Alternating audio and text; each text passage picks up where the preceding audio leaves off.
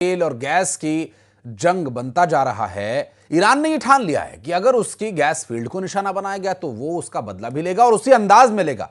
Qatar से लेकर Kuwait, Israel से लेकर सऊदी अरब, ऑयल और गैस फील्ड्स पर हमले लगातार जारी हैं। खाड़ी देशों में ऑयल और गैस फील्ड्स हमले का असर पूरी दुनिया पर पड़ने लगा और भारत भी अब इसकी जद में है। 28 फरवरी को जब ईरान पर अमेरिका और इजराइल के भीषण हमले हुए थे, तेहरान पर मिसाइलों की बौछार हुई थी, तब किसी ने नहीं सोचा था कि ये जंग एनर्जी वॉर यानी दुनिया की सबसे बड़ी गैस की जंग में तब्दील हो जाएगी। इजराइल की एक स्ट्राइक ने पूरी दुनिया के चूल्हों पर ताला लगाने की नौबत ला दी है। ऐसा इसलिए क्योंकि जंग के 19वें दिन इजराइल ने ईरान के साउथ पार्स गैस फील्ड के एक हिस्से पर हमला कर दिया।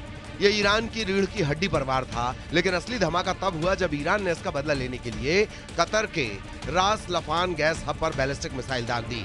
ईरान के इस हमले से कतर की एलएनजी क्षमता को बड़ा नुकसान हुआ है।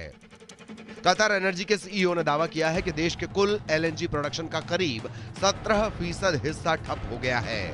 यही नहीं, इस नुकसान का असर अगले 3 से 5 साल तक बना रह सकता है, जिससे ग्लोबल गैस सप्लाई पर भी दबाव बढ़ने की आशंका है।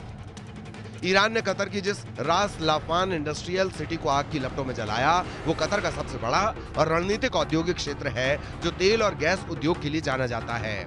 यह हमला हिंदुस्तान के लिए भी इसीलिए चिंता का सबब है क्योंकि भारत में गैस की आपूर्ति का 47% हिस्सा कतर से ही आयात होता है। सरकार भी इस बात को मानती है कि हालिया हमलों से एलएनजी की आपूर्ति प्रभावित होने वाली है।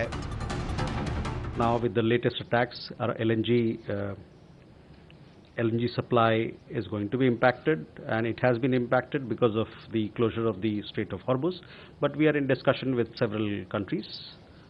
We are in touch with all the stakeholders there to see how best we can secure our energy needs, and there can be unimpeded transit for our cargo. Middle east का युद्ध जैसे जैसे ऑयल वॉर में तब्दील हो रहा है, इसके साइड इफेक्ट्स भी नजर आने लगे हैं। गुजरात के सूरत में रेलवे स्टेशन पर लोगों की भीड़ बढ़ गई है। दावा है कि यहाँ काम करने वाले प्रवासी मजदूर अपने अपने घर लौट रहे हैं। कमर्शियल गैस सिलेंडर की कीमत बढ़ने और गैस नहीं मिलने की वजह से हालात इतने बिगड़ चुके हैं कि उत्तर प्रदेश, बिहार और दूसरे राज्यों के मजदूर अपने गांवों की ओर पलायन करने के लिए मजबूर हो रहे हैं। खाने के लिए मिल नहीं रहा है, इसी कारण गांव जा रहे हैं। यहाँ तक कि अकाउंट भी बंद हो जा रहा है, समय से मौका से नहीं मिलता, टाइम से नहीं मिलता है। गांव जा रहे हैं, 2, 4, 5 रोज से गैस नहीं मिल रही है।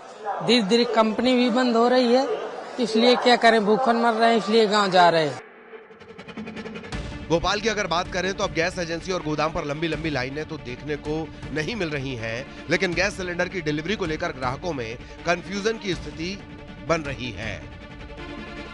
सिलेंडर को लेके, घरेलू हो चाहे कमर्शियल गैस सिलेंडर हो, उसको लेकर जो अफरा तफरी का माहौल था वो तो अब देखने को नहीं मिल रहा। वो केवल इस बात को लेके कंफ्यूज हैं कि उनका गैस सिलेंडर का नंबर नहीं आ रहा, रजिस्ट्रेशन नहीं हो रहा। जिनका 25 दिन के बाद नंबर लग रहा है, उनको भी डिलीवरी 2 से 3 दिन में मिल रही है। आने वाले दिनों में तेल और गैस संकट भीषण हो सकता है, क्योंकि ईरान ने कतर की रास लाफान इंडस्ट्रियल सिटी पर हमला करके दुनिया को यह बता दिया है कि उसके सिर पर खून सवार है। वो मिसाइल का बदला मिसाइल से और तेल का बदला तेल से लेगा। अमेरिका और ईरान का झगड़ा अब उस दौर में पहुंच चुका है जहां गैस और ऑयल फील्ड फूंकी जा रही है और दुनिया को सबसे बड़े तेल और गैस संकट की तरफ धकेला जा रहा है। Bureau report, news 18।